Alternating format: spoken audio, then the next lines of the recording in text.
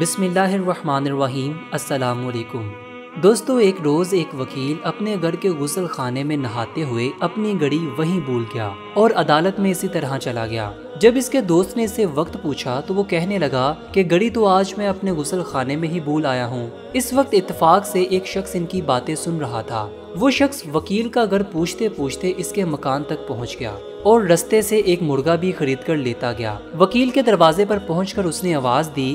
اندر سے ایک بڑھیا آئی اور پوچھنے لگی کیا بات ہے۔ وہ شخص بولا، مجھے وکیل صاحب نے مرغا دے کر بھیجا ہے اور کہا ہے کہ میری گھڑی غسل خانے میں رہ گئی ہے، وہ بھیج دو۔ انہوں نے جب غسل خانے میں دیکھا تو گھڑی مل گئی، چنانچہ بڑھیا نے مرغا لیا اور گھڑی اسے دے دی اور وہ شخص وہاں سے چلا گیا۔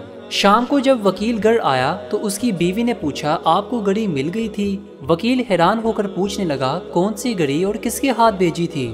بیوی نے کہا، آپ ہی نے تو ایک شخص کو بھیجا تھا مرغا دے کر اور گھڑی منگوانے کے لیے کہا تھا۔ جب وکیل نے لا علمی ظاہر کی تو تمام گھر والے حیران رہ گئے۔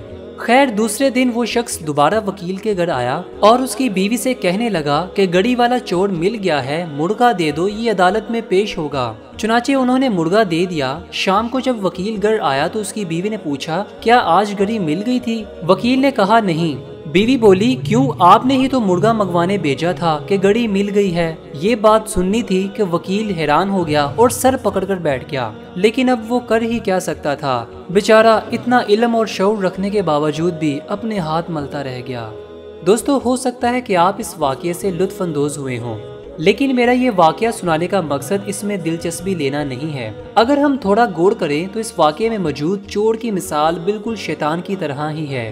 جس طرح اس چور نے مرغے کا لالچ دے کر گھڑی لے لی اور بعد میں مرغا بھی لے لیا، اسی طرح شیطان انسان کو دنیا کا لالچ دے کر اس سے دین اور ایمان کی گھڑی لے لیتا ہے، اور انسان کو دیا ہوا دنیاوی حرص اور لالچ کا مرغا وہ بھی انسان کے پاس نہیں رہتا، اور بالآخر انسان دنیا اور آخرت دونوں کو برباد کر کے بیٹھ جاتا ہے۔ دوستو، اللہ پاک آپ کو اور مجھے شیطان کے ہر مکر اور فریب سے محفوظ رکھے۔ بندے کو اجازت دیجیے، اللہ نگہبان، بامید دیدار۔